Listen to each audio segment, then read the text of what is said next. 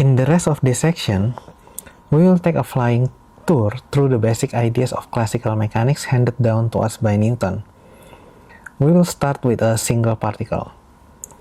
A particle is defined to be an object of insignificant size, e.g., an electron, a tennis ball, or a planet. Obviously, the validity of this statement depends on the context.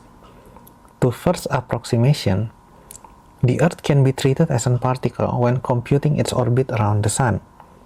But if you want to understand its spin, it must be treated as an extended object.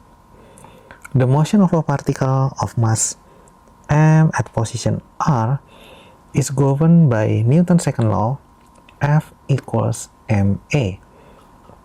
Or more precisely, F, which is the function of r and r dot, equals p dot, where F is the force which, in general, can depend on both the position r as well as the velocity r dot. This is velocity, this is position. For example, friction forces depend on r dot, and P equals m r dot is the momentum.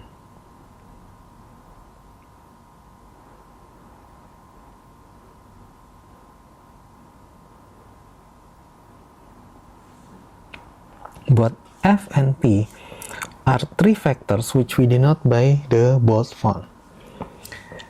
This first equation here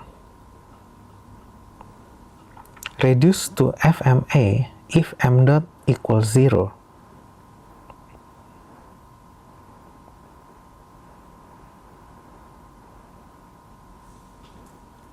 But if m equals mt, i.e. in rocket science, then the form with p dot is correct. General theorems governing differential equation guarantee that if we are given r and r dot at an initial time at t equals t0, we can integrate this equation to determine rt for all t as long as f remains finite. This is the goal of classical mechanics. This equation actually is not quite correct as stated. We must add the caveat that it holds only in inertial frame.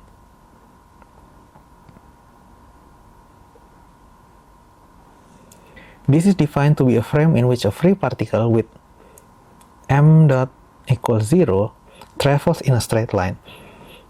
So r equals r0 plus ft. Newton's first law is the statement that such frames exist. An inertial frame is not unique. In fact, there are an infinite number of inertial frames. Let S be inertial frame. Then there are 10 linearly independent transformations S into S accent, such that S accent is also inertial frame. i.e., if this equation holds in S, then it also holds in S accent. These are 3 rotation. These are accents equals R, where O is 3 by 3 orthogonal matrix.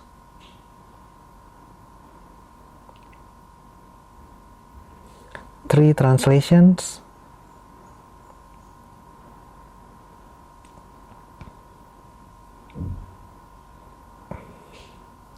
For a constant vector C. 3 boosts.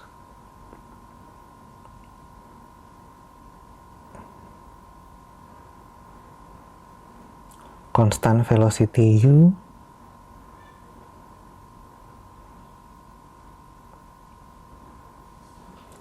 One-time translation.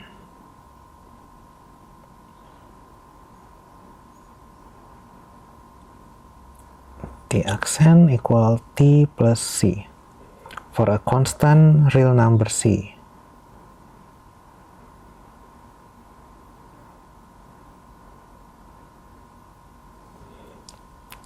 If motion is uniform in S, it will also be uniform in X accent.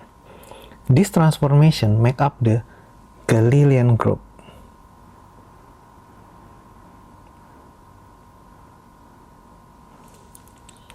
Under which Newton's laws are invariant.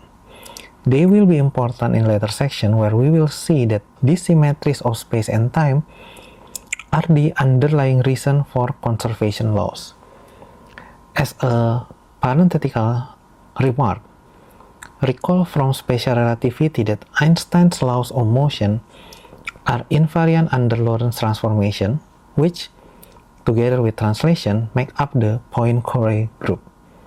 We can recover the Galilean group from the Poincare group by taking the speed of light to infinity.